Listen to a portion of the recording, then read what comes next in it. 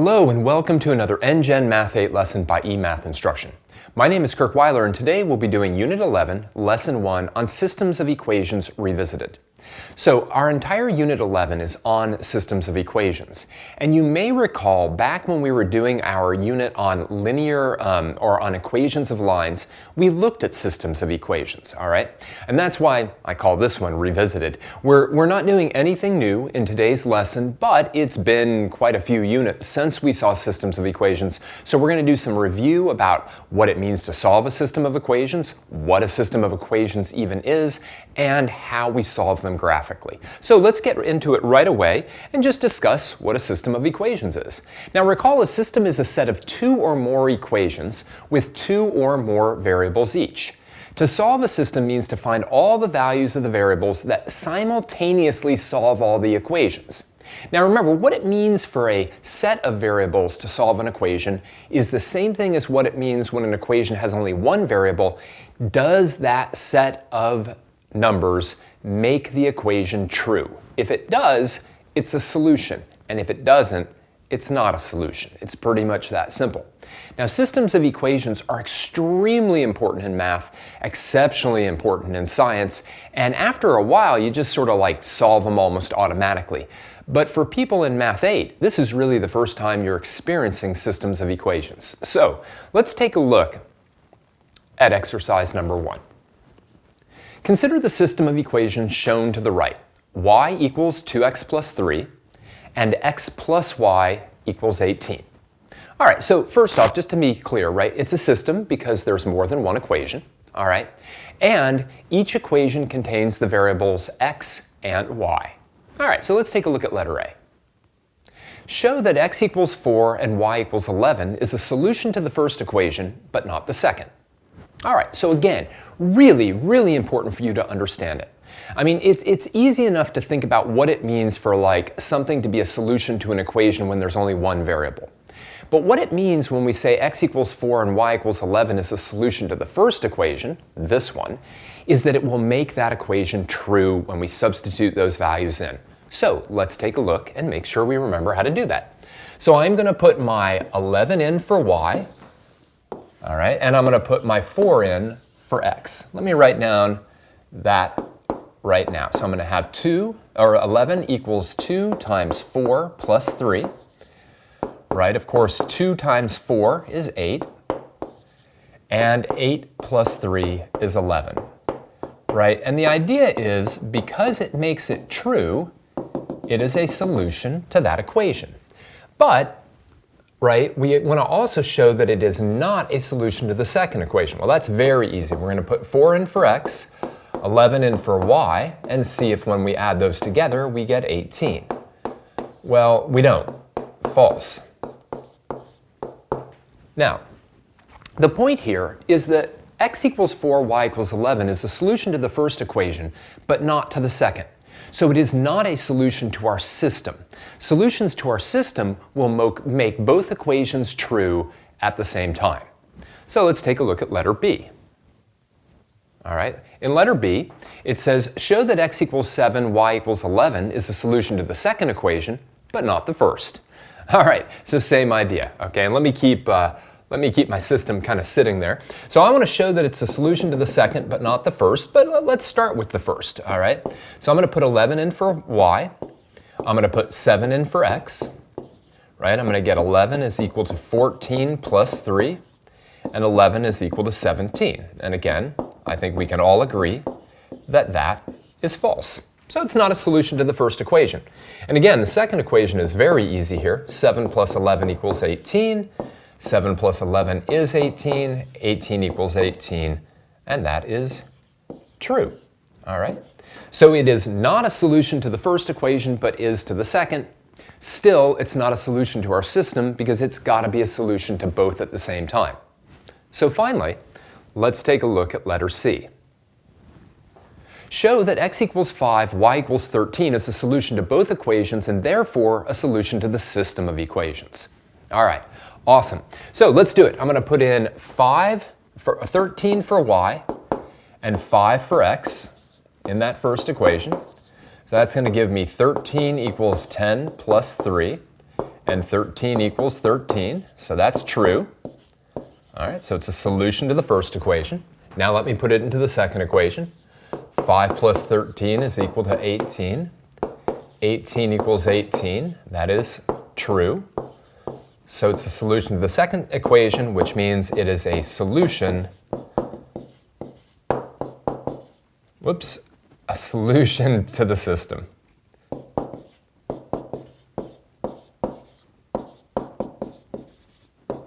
All right. Now, this doesn't show us how to find a solution to a system, but it does show us what a solution to a system of equations is. What we'll be doing a lot in this unit is coming up with methods for how we actually come up with this answer as the solution to our system. But let's keep moving on. Okay, if a set of variable values makes all equations in the system true, then that set is a solution to the system. Let's see if you understand this idea in exercise number 2. Is the coordinate point 6, 11 a solution to the system comprised of y equals 1/2 x plus 8 and y equals 3x minus 7? Justify. All right, well, what I'd like you to do is pause the video now and kind of go through what we did in A, B, and C. Of course, you don't have to do each part. All I want you to do is try to figure out if that is a solution to this system. Pause the video now.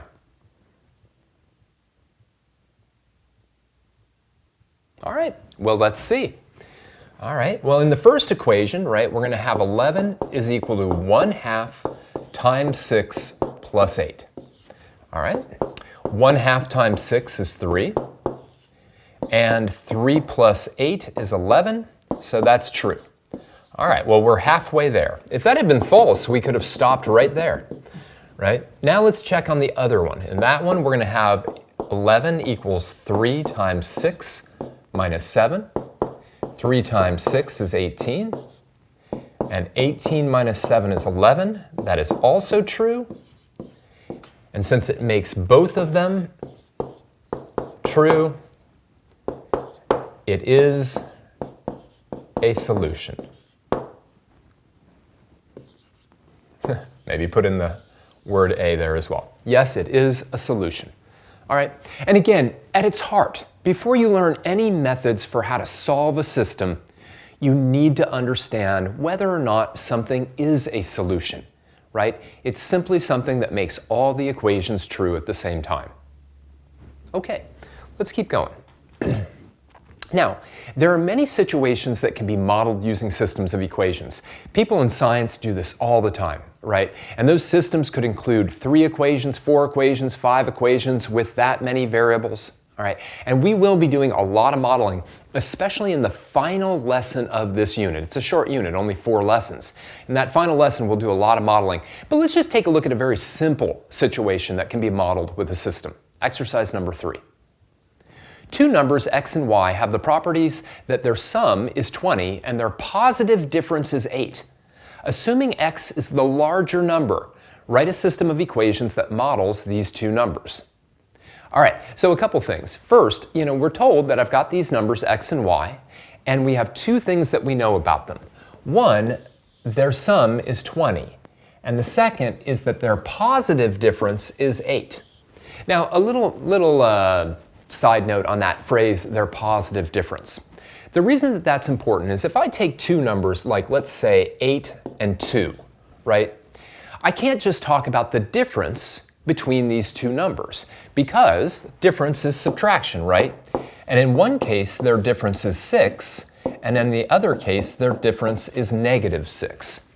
All right, so it's easy enough to talk about the sum of 2 numbers because it doesn't matter whether we're talking about 8 plus 2 or 2 plus 8. But when we talk about the difference of 2 numbers, right, the thing that's a little tricky there is that the difference could be either positive or negative, depending on whether it's the smaller number subtracted from the larger or the larger subtracted from the smaller. I don't know why I have a 6 there. That's weird. All right. That's a little better because quite frankly, 2 minus 6, that's -4, not -6. Anyway, let's model this problem. Whoa, that wasn't supposed to happen. This is off to a rocky start. Let's just use our hand to erase it all. Okay, so let's do this. Now, it's easy enough to model this problem with these 2 variables, right? Because we're told that their sum is 20. Well, that's just going to be x plus y equals 20. Okay. And we're told that their positive difference is equal to 8. So that would be x minus y is equal to 8. Now, you could have easily been forgiven if you had said y minus x equals 8. But they do tell us that x is the larger number. So that means x minus y would give us a positive result versus y minus x would give us a negative result. It's pretty much that simple. By the way, the two numbers here are 14 and 6, right? Because 14 plus 6 is 20, and 14 minus 6 is equal to 8. But how you come up with the 14 and the 6, well, we're going to let that go on, and we're going to start to figure out methods in the next problem. In fact, we've already seen a method for solving solutions back in our unit on equations of lines. We can solve systems of equations graphically by finding the intersection point or points of the two graphs. Now for us, we're only going to be solving systems of equations that have two lines in them. And two lines, let's be pretty clear, right? Two lines can only intersect at most in one place. That's it.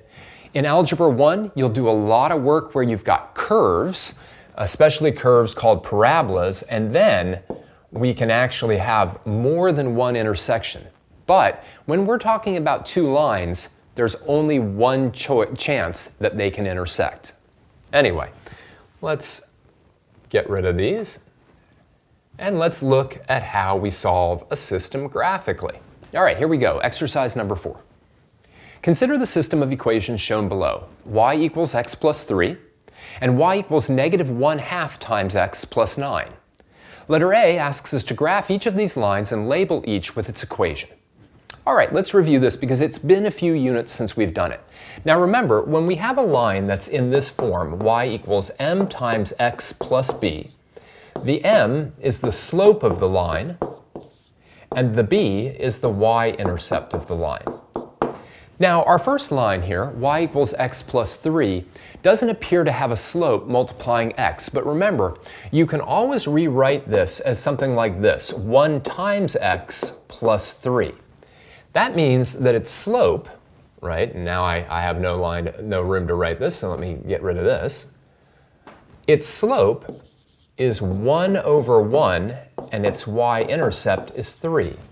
So let's do it, right? We're going to plot our y-intercept at 3, and then I'm going to go to the right one and up 1, to the right one and up 1, etc. Right? So I'm going to get all these points along that nice diagonal. That'll be enough for me to kind of get a good line out of it.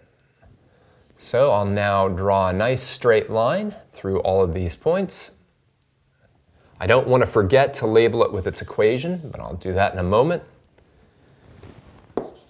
And we'll write y equals x plus 3. All right. Now, strangely enough, this one will probably be an easier line to graph just because it's got the slope just sort of sitting there. In this case, I'm going to think about my slope as negative 1 divided by 2. My y-intercept is easy enough, 9. Now remember, what this tells me is that I'm going to go right 2, right, and down 1. Slope is always rise over run, and I'd encourage you to try to keep that run positive, and then the rise will either be going up or down. Because it's negative, it goes down. Anyhow, let's start at a y-intercept of 9, and now let's go to the right 2 and down 1, to the right 2 and down 1, to the right 2 and down 1, etc. And now let's draw our line.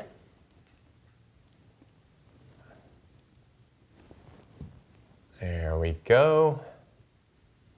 Come on. Very sensitive. And now let's get rid of our ruler. We're going to make sure that we label it with its equation. Y equals negative 1/2 x plus 9. Great. Wow, that took a little while, but we got it. Okay, important for you to know how to graph lines, especially when you're solving systems graphically. Now, letter B shouldn't be too hard. Let's take a look at it. Circle the intersection point of the two lines, state its coordinates below. All right, that should be easy enough. Remember, intersection points are points where the two curves cross each other or points that they share in common. So pause the video now, circle the intersection point, and then write its coordinates right down here.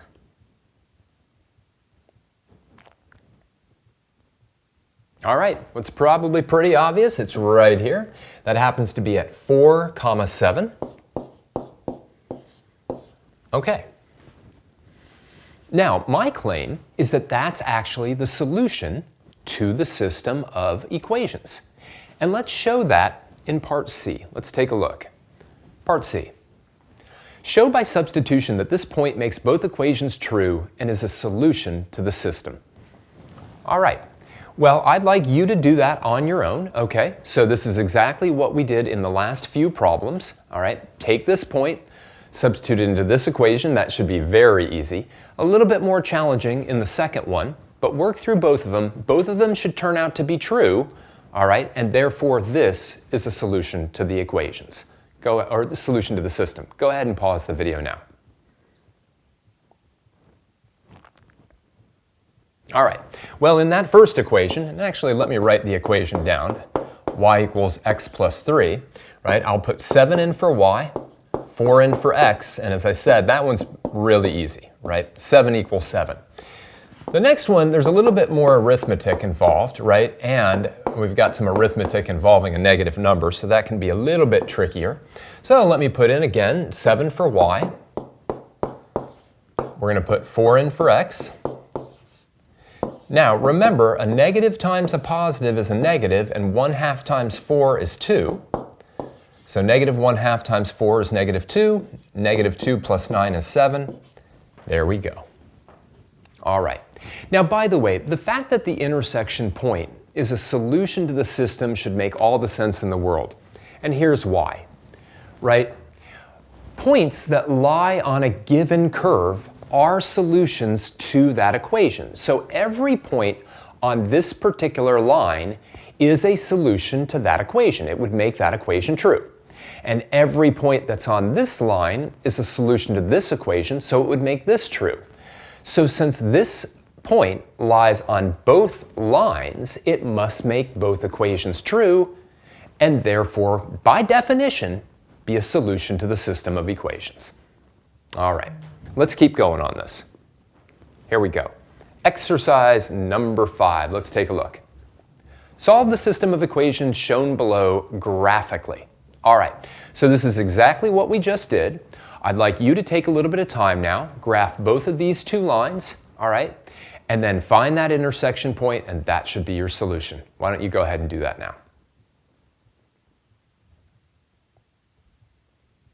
All right, well, here we go. And they're both kind of set up nicely in terms of y equals mx plus b.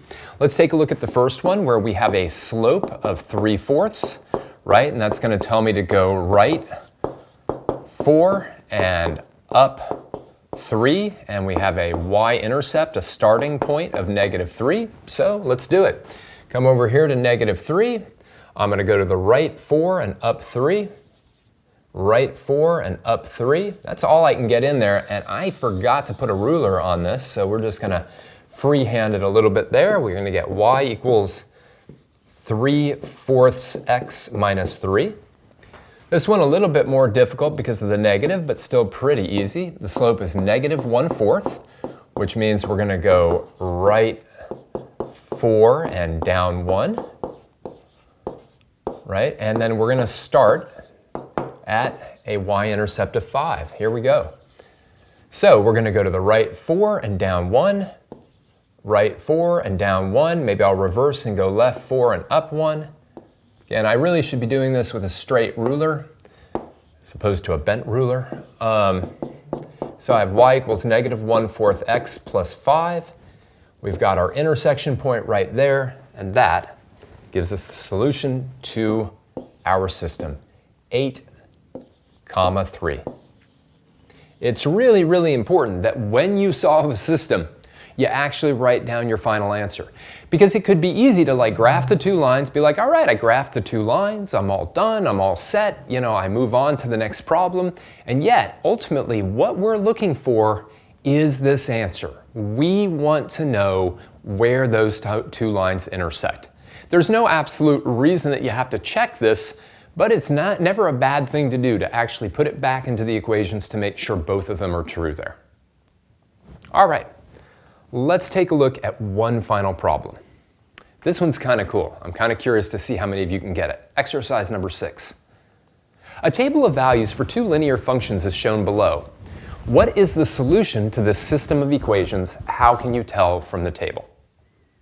All right, well, what I'd like you to do is pause the video now, look at this table of values. So these are various points that came from two different linear functions. I want you to see if you can figure out what is the solution to this system. Pause the video now.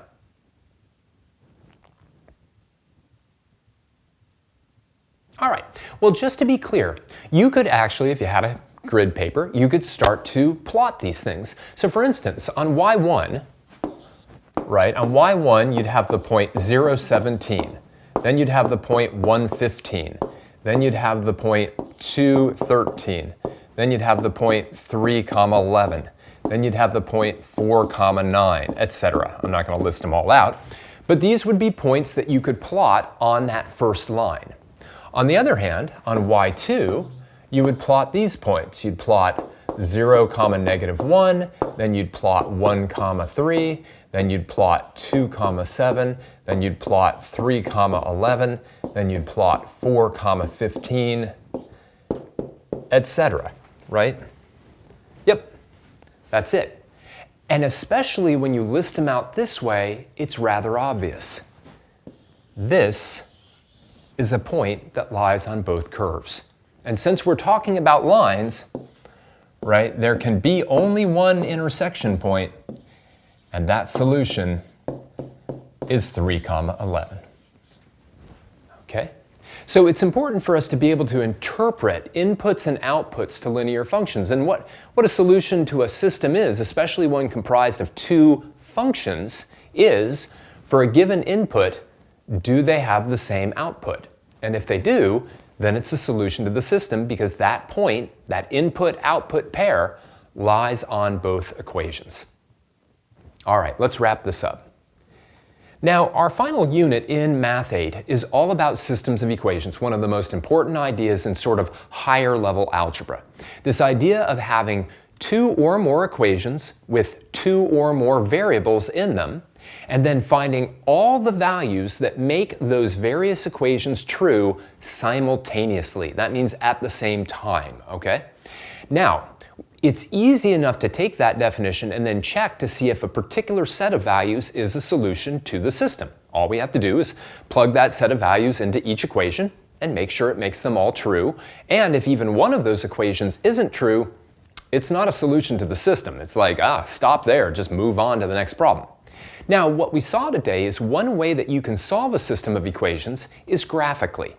Now, specifically, graphing two lines and finding their intersection point. As long as the lines aren't parallel, they will have an intersection point that you can find, and that point, because it makes both equations true, is then a solution to the system. In our next few lessons, we're going to find two new methods for solving systems that we haven't seen before.